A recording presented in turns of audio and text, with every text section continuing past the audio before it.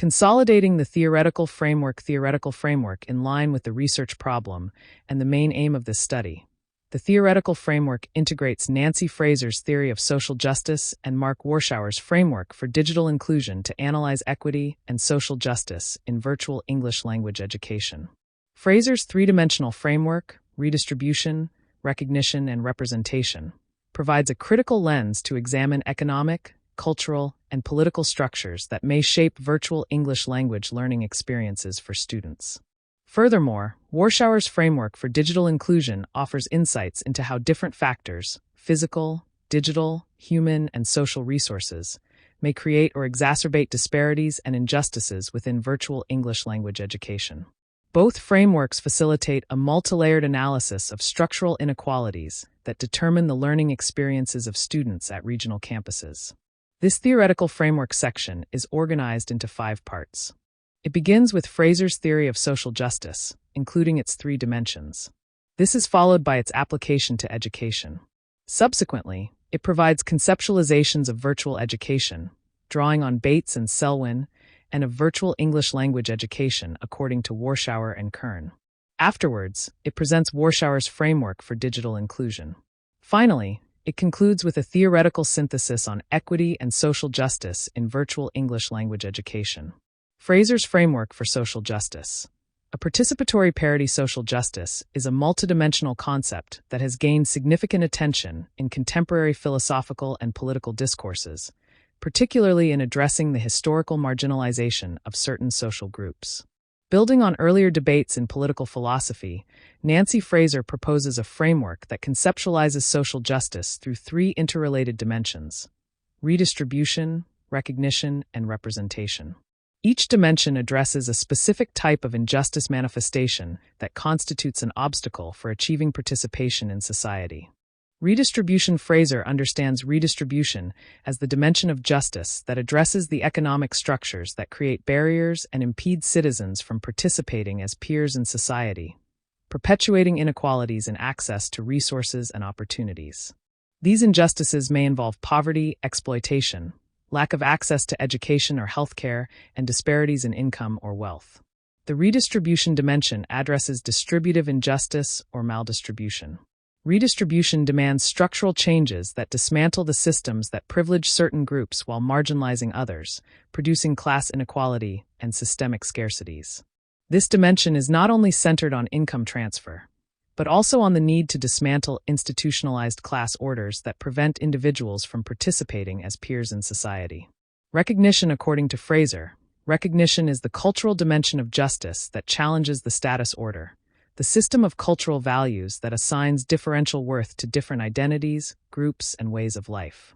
She contends that injustices do not always emerge from a lack of economic or material resources. Rather, they also arise when individuals or groups are systematically excluded or devalued because of their identity. These forms of exclusion and discrimination are based on gender, race, religion, sexual orientation, ethnicity, or language, and these cause moral and psychological harm to historically marginalized groups, such as Indigenous people, LGBTQ+ individuals, and people with disabilities. The recognition dimension is concerned with social respect, human dignity, and cultural inclusion, emphasizing that this goes beyond a matter of attitude or prejudice. It refers to an institutionalized structure of misrecognition, perpetuated by a system that classifies certain groups as inferior, deviant, or invisible, thereby impeding their full participation. Representation is the political dimension of social justice. It concerns inclusive participation in political decision-making. This dimension challenges the structures that determine whose voices are valued or legitimized to make claims and participate democratically, and who are excluded. It questions who is recognized as a legitimate participant in the processes that determine the rules and policies affecting community members. Structural transformation is required to overcome systemic exclusion and promote fair representation in decision-making. Thus, a just society must enable all its members to participate democratically under equal conditions.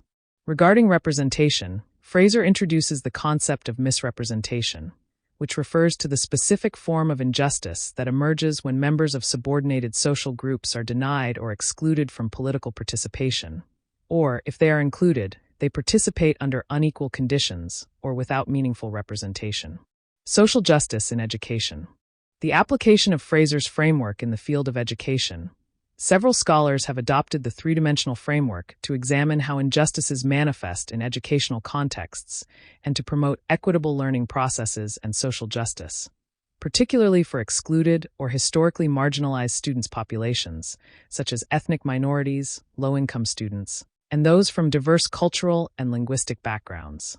These populations often encounter structural barriers related to unequal resource distribution, cultural misrecognition, and limited participation in decision-making processes. Therefore, the three dimensions of Nancy Fraser redistribution, recognition, and representation are essential to address these injustices. Redistribution in the field of education. Redistribution is the dimension that addresses the appropriate allocation of resources and opportunities to overcome economic disparities that lead to maldistribution injustices. Maldistribution is evident when egalitarian educational approaches distribute resources equally, overlooking students' individual contextual background and readiness. Murillo and Hernandez advocate differentiated support systems that address structural inequalities by providing adjusted support to those in underadvantaged conditions. In a similar vein, in a Colombian context, Soler Martin et al. Criticize how the education system perpetuates class-based stratification, targeting policies that offer poor education for poor people, perpetuating material disparities and limiting opportunities for those students. Students from disadvantaged backgrounds are often offered standardized lower-quality education. Continuing in Colombian context, but moving to higher education, Duarte Lopez highlights that universities are impartially focused on single coverage policies, without offering differentiated curricular or teaching support that assists students during the learning process. It fails to address deeper inequalities and leads to dropouts, especially of students from historically excluded backgrounds. In virtual higher education, during the COVID-19 pandemic, Khan reveals how students at under-resourced South African universities faced severe material deprivation, such as lack of electricity, internet connection, laptops, adequate learning spaces, and even food. And although universities implemented several material solutions, such as computer loans, she argues these were not true solutions, and calls for transformative redistribution to address the structural causes of educational poverty. All of these analyses suggest that equity and social justice within education and virtual education involve more than the equal allocation of material resources. It must include adjusted opportunities that consider the diverse students' backgrounds. Recognition in the field of education. Recognition is the dimension that advocates for considering diverse students' backgrounds. The authors stress that curricular transformation is essential to value students' historically marginalized identities. Recognition involves respecting and integrating students' culture, language, genders, and backgrounds, as well as avoiding imposition of monocultural views that make diversity invisible. In terms of recognition, Soler Martin et al. Coincide by arguing that schools usually impose homogenic and monocultural views, ignoring and delegitimizing ethnic, gender, and territorial diversity, and in this way, devaluing the knowledge and cultural backgrounds of certain groups, leading to cultural marginalization. In higher education, Duarte stresses the importance of curricular content that values students' backgrounds, knowledge, and identities, especially for those marginalized by the homogenic academia, as well as that which fosters critical thinking and empowers students to become agents of change. In virtual higher education, Khan highlights how cultural misrecognition was intensified for certain social and family contexts that do not validate students' academic aspirations. These students were isolated and experienced a sense of inferiority due to material scarcity and lack of institutional strategies that validate and affirm their academic aspiration. The author calls for an urgent pedagogy of recognition that affirms cultural diversity, counters epistemic exclusion, and promotes dignity in both in-person and virtual environments. Throughout all of these perspectives, the recognition dimension becomes essential, especially for virtual English language education, where platforms and content may fail to value, respect, and reflect students' cultural and linguistic diversity. Representation becomes essential in the field of education. At the school level, Murillo and Hernandez emphasize that justice requires students and their families to be active agents in curricular and institutional decisions. They assert that all school actors, especially those traditionally marginalized or excluded, must participate in decision-making processes, classroom assemblies, and students' leadership. Nevertheless, school participation in school often remains symbolic or limited to administrative leaders, rather than a social co-construction of school culture and policies by the school and families. They emphasize that in Colombia, certain students and communities are excluded from decision-making processes, and they expose a lack of students' voice in decision-making that shapes their educational experiences, such as during curriculum or course designs. In Colombian higher education, Duarte Lopez emphasizes that higher education is the place for social transformation. Consequently, curriculum content must advocate for active and equitable students' participation in university life, including specific pedagogical practices that promote critical thinking and students' analysis of an intervention in social injustices. However, he notes that students' participation is frequently instrumentalized or restricted among students from marginalized backgrounds. For Khan, the rapid shift to remote learning excluded students from discussions about support systems and policies that affected their learning experiences, disempowering, disconnecting, and alienating them from their institutions. Across all of these arguments, the lack of representation in educational contexts illustrates how misrecognition injustice is manifested in all levels of education and all types of learning modalities. Additionally, these perspectives highlight that misrecognition requires inclusionary strategies and accessible educational spaces where students' voices take part in institutional decision-making. Virtual English language education. In this study, virtual education is understood as an online alternative for learning mediated by technology that involves a complex and socially embedded mode of teaching and learning. Drawing on Bates' virtual learning, or online learning, represents a shift in pedagogical approach, enabled by digital technologies that support learner interaction, content creation, and flexible access to educational opportunities. It is a multifaceted mode of teaching and learning where learning experiences are delivered and mediated primarily through online platforms. Additionally, beyond technological tools, virtual education involves teaching practices, contexts, and social arrangements that shape learning experiences. According to Selwyn, it is important to move beyond the single view of educational technology as a matter of devices and applications, and instead to consider it in terms of practices, meanings, and social implications. Thus, virtual learning is a social process that technological tools can mediate but not determine. Selwyn emphasizes that digital technology is not neutral or inherently beneficial. They are embedded in political, economic, and institutional structures that influence how education is designed and for whom. While the focus of this research is on virtual English language education, the literature tends to address broader categories such as virtual language education. Therefore, this study adopts the latter term to refer to the virtual teaching and learning of English through virtual environments.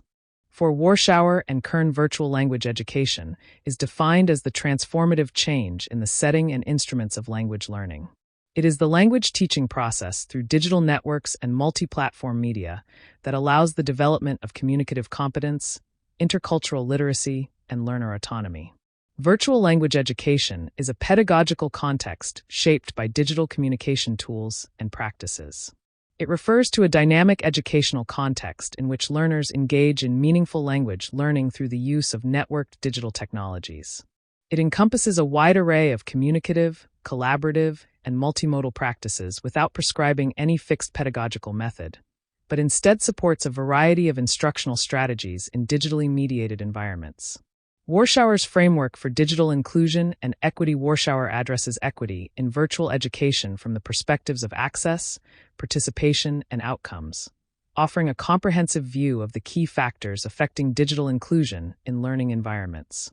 He argues that equity in virtual education cannot be limited to the availability of resources, such as devices and internet connection. He critiques the binary haves versus have-nots models that reduce digital disparities to mere access to technology, arguing that barriers for access, participation, and outcomes emerge from a complex interplay of physical, digital, human, and social factors understood as resources necessary for meaningful digital inclusion. These factors involve the availability of 4 types of resources: physical resources such as internet access and devices, digital resources including content and language issues, social resources, involving networks that support people to integrate digital tools, and human resources involving education and skills that enable users to turn digital access into opportunities. This framework highlights the multidimensional nature of digital equity, emphasizing that overcoming digital disparities requires more than just providing technological access. The first of Warshauer's factors, physical resources, refers to the availability and accessibility of essential technological tools and infrastructure such as computers, broadband internet, and mobile devices. He highlights that physical access is a foundational layer in achieving equitable technological use. In virtual language education, physical resources include reliable internet connections and up-to-date devices, particularly crucial for students in rural or under-resourced regions. These resources must not only be present, but also consistently operational and accessible to ensure equity in digital environments, as their absence can impede students' ability to access virtual lessons and academic success. The second factor, digital resources, encompasses the content and software available for learning. It includes learning content, language platforms, platform design, and multimedia materials tailored to educational goals. The availability of content in users' native languages and cultural contexts significantly impacts digital inclusion and equity. Many marginalized communities, particularly in under-resourced regions, lack access to relevant or contextualized digital content, and they usually do not have enough proficiency in a foreign language to engage with the platform. As a result, even when technology is available, users may find themselves excluded from meaningful participation in digital spaces. The lack of proper digital content prevents marginalized students from engaging meaningfully in virtual education, thus exacerbating the disparities. The third factor, human resources, involves the skills, knowledge, and training required to utilize technology effectively, referring to the competencies of both educators and learners. According to Warshauer, literacy involves more than technical skills, as it includes the ability to navigate and critically evaluate digital content. It also involves individuals having the necessary skills to navigate digital platforms, critically evaluate online information, and apply ICT tools effectively in their personal, educational, and professional lives. Teacher training is pivotal in enabling effective technology use in education, encompassing not only basic digital literacy, but also the pedagogical and technical ability to apply these tools in meaningful ways. In the field of language education, both instructors and students require adequate training and ongoing support to navigate and optimize virtual learning platforms. The fourth factor, social resources, refers to the networks, relationships, and institutional support that enable effective use of technology. These include collaboration with peers, guidance from instructors, and support from family and community structures. Social resources encompass community support networks and institutional structures that either promote or hinder access. These resources play a decisive role in shaping how individuals engage with technology. Strong social networks and institutional support can enable individuals to use technology effectively, while the absence of such structures may result in technology being misused, underutilized, or even becoming a source of further exclusion. To Warshauer, these factors cannot be analyzed isolated as they interplay with each other. Having a device with internet access is not enough if students lack digital skills or the content is not relevant to their context. His framework shifts the focus from mere access to the broader conditions that shape digital inclusion, emphasizing the importance of skills, support networks, and contextual factors that enable meaningful engagement in virtual education. Therefore, equity and social justice in virtual education can only be achieved when access to technology is guaranteed, accompanied by human resources, proper content, and software support. If any of these resources are deficient or inaccessible, virtual education runs the risk of perpetuating disparities rather than reducing them. Equity in virtual English language education. In this study, equity in virtual English language education is understood as a condition of social justice where students' equal participation is enabled through the fair provision of adjusted opportunities that address their disparities in access to physical, digital, human, and social resources. This perspective acknowledges that these resource disparities emerge from structural injustices, such as maldistribution, misrecognition, and misrepresentation, which shape the students' experiences within the English virtual learning process. To better understand how the different forms of injustice may emerge and be addressed in virtual English language education, the following examples illustrate how each dimension can illuminate certain set or resources. Nevertheless, it is important to note that these associations are not fixed. Redistribution can shed light on the equitable provision of physical resources and digital resources, platform, content in accessible language. Recognition can offer insights into how students' linguistic identity and cultural backgrounds are valued, which might require extra digital and human resources representation, can help identify the extent to which students, especially from marginalized regional campuses, are meaningfully involved in decisions about curriculum design, delivery, and evaluation. This dimension depends on social resources like institutional culture and peer support networks. Both Fraser's dimensions of social justice and Warshauer's resources are not fixed or rigid categories. Following Fraser, dimensions can be addressed independently or simultaneously, depending on the nature of the injustice. Similarly, the four resources of Warshauer may be analyzed and tackled separately or in interaction.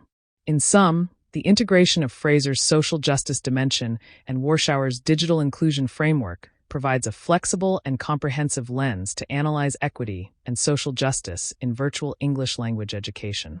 This highlights how structural injustices manifest thorough disparities in physical, digital, human, and social resources, which shape students' virtual learning experiences.